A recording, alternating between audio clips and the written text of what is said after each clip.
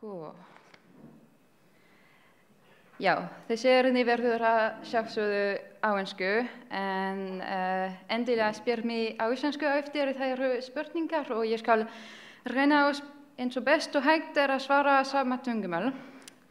En já, þessi erindi kannski smá skrítið að ég mannfræðingur, ekki skógfræðingur eða umhverfisfræðingur, þannig að ég ætla að tala fólk. So, in 2020, we had 62 forestry associations in Iceland.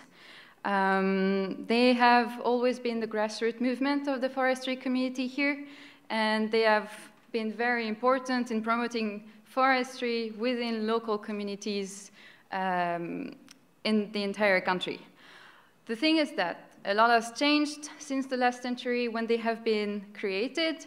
So at Skógræktarfélag Íslands, we decided it was maybe time to check how they were doing, how the network was going, and make a general assessment. So, because all these changes, they can be linked to people moving out to the city, to engaging differently with the environment on a daily basis, but also having different life expectations and so on. So yeah, we decided to do something a little bit different and take the approach of social sciences and anthropology. But how the hell can anthropology do something about it?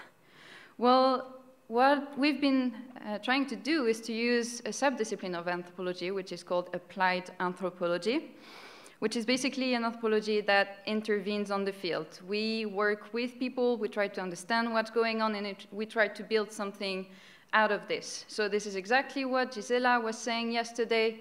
This is not trying to impose something on people, but rather really work together to improve things if improving needs.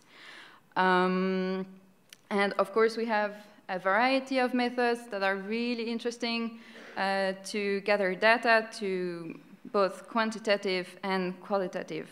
So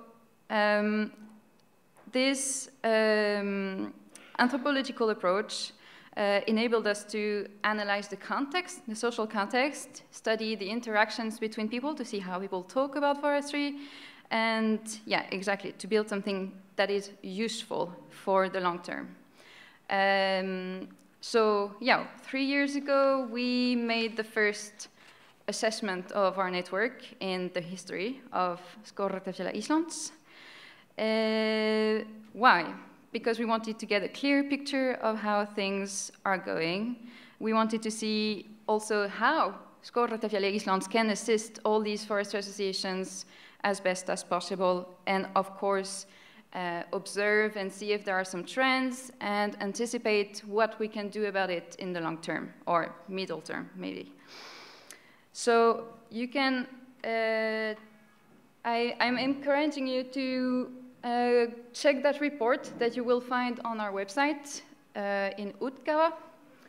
I'm not going to present all the results due to time issues, but I wanted to still talk about 3 trends that we have been observing and present Skógarfólkið, this project that has been trying to answer and tackle them.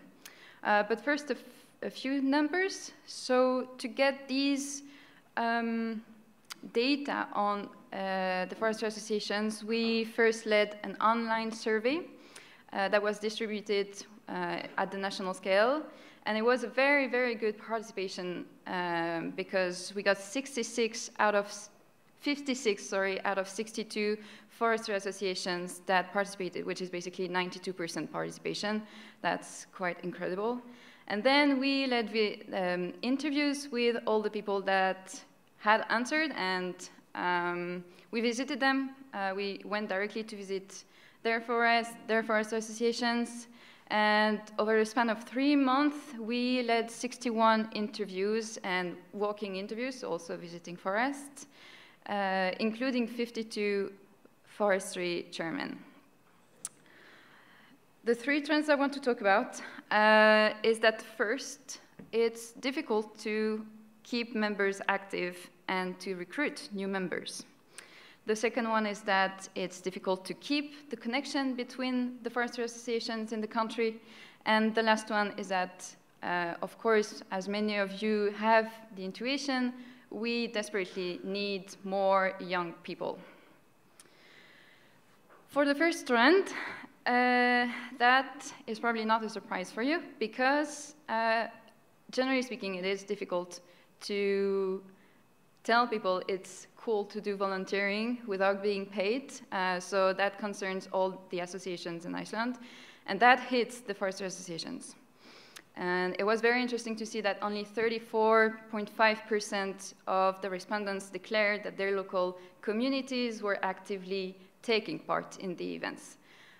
Doesn't mean that the other associations were inactive. It means that it was mostly just the board and a few number of members that were active, but the community was sort of distant, let's say.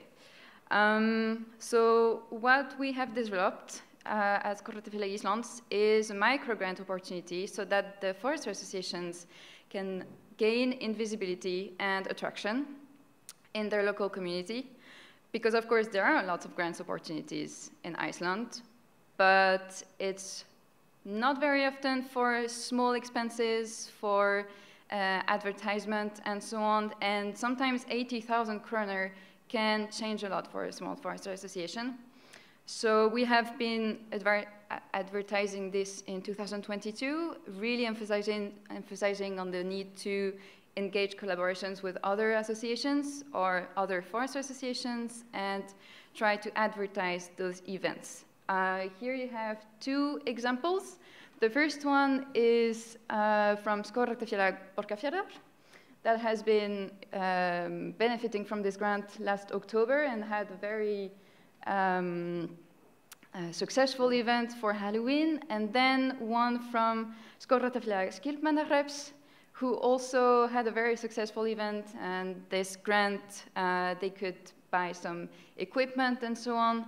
And another example, I didn't have space on that slide, but Skógræktarfélag Suðurþingeyinga, Skógræktarfélag Eyfirðinga applied together, and they presented their event for Lífeylundi in Fyrir, yeah, and other newspapers, and they have been doing that for 2 years. So this is really something that has been very positive. And in total, I believe we got 11 forestry associations that got this. So yeah, and we got some really encouraging results. So we really want to keep this ongoing. For the second trend, it appeared when we visited the forestry associations that it was a little bit difficult to know who to talk to whenever there were some issues. Let's say, for example, that you are a forestry association in an area that is maybe not that close from urban areas, and the board changes or the chairman changes. And maybe that person or these people won't know that much about the forestry community. So then you have like this chain of transmission of knowledge that maybe is going to, how to say, disappear, yeah? So we have been following their recommendations because we also collected recommendations from them, and we tried to organize some connecting events in regional areas. We have done this 3 times. The first one in 2021 in the Snæfellsnes. You can see a map of the travel here. So basically, Skógræktarfélagi Íslands acted as a tour operator. We rented a bus, we put everybody in there, we shake it up, and that makes popcorn, basically. People were basically just showing us what they thought was interesting. They showed us their forests, they asked questions, they had some of the people from Skógræktarfélagi Íslands with them, so they could also get some recommendations regarding forestry matters and so on. We also did this last year in the East Fjords with Skógræktarfélag Neskjöpstaðar, Eskifjarðar, Reyðarfjarðar, and Djúpavogs. And it was also very, very successful, very interesting. These fjords used to work together in the past, or at least know each other, and that was not the case anymore. So it was nice to see that they were discussing on how to continue this dialogue in the future, how they could have something going on as a regional sort of forestry community. And the last one, which is not exactly the connecting event like the other ones, is an event that happened in Þórshavn, the other side of the country.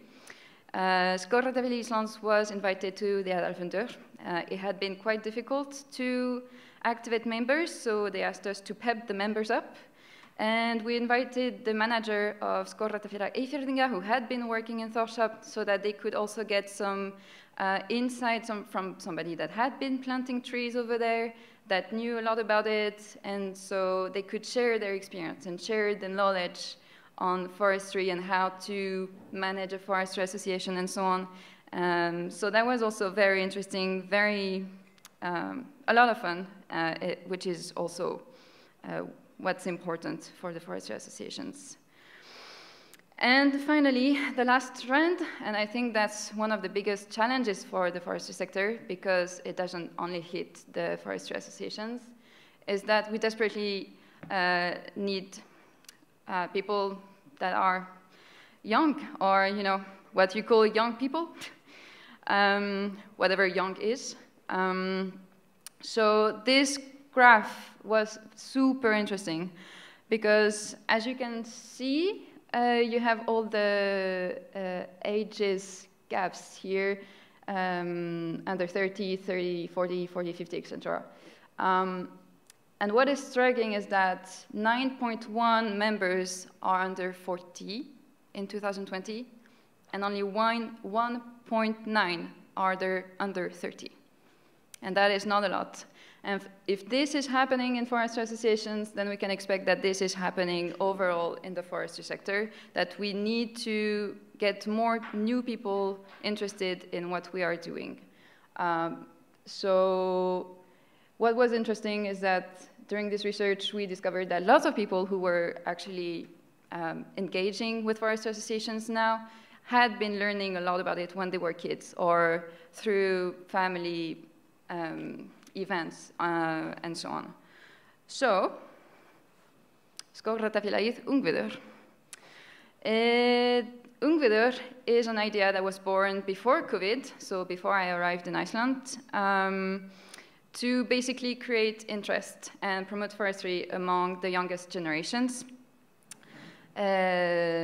with the idea that this would be some sort of a gateway for people to discover about it, and maybe in the future be interested in joining their local association when they settle somewhere, or to maybe grow forests on their own land if they decide to buy land, or generally speaking, to just support forestry and be interested in it.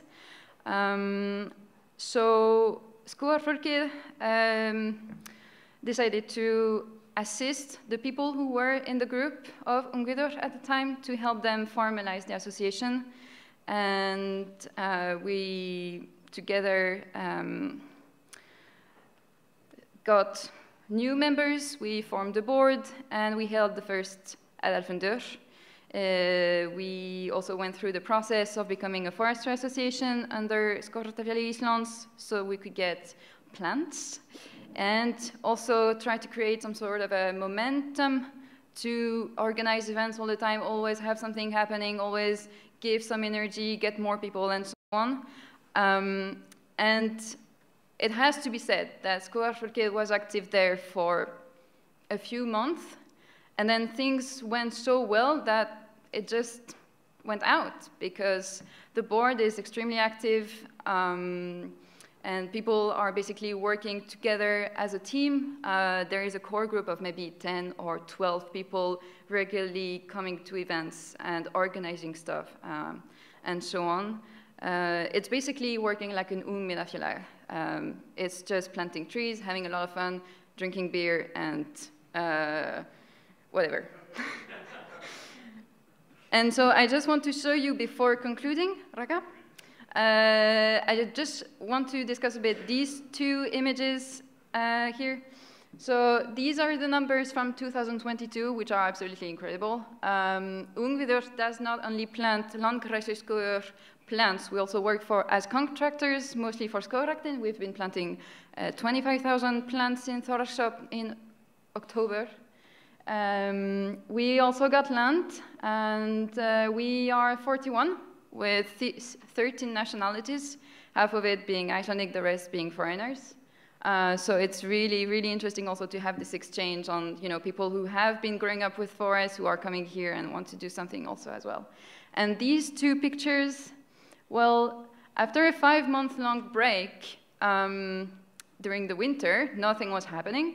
We decided to organize something again and cut branches. I mean, I think that's the bottom line, is cutting branches. So it doesn't sound that sexy when you say it, but we got 16 people coming up, just out of the blue, being interested and feeling that they would be, just having fun. So yeah, that is incredibly positive, and Ungviður is basically its own independent association. Já, að lokum, félagsvísindi og mannfræði gefa áhugaverða nálgun og Skógarfólkið enn til raunaverkefni og enn mikið að gera, en það sýnir lofandi niðurstöður fyrir framtíð skógræktarfólksins. Og það eru áskoranir, en með meira samstarfi á félagslegu hlið skógræktar hægt að vera mjög bjartsýn. Takk fyrir.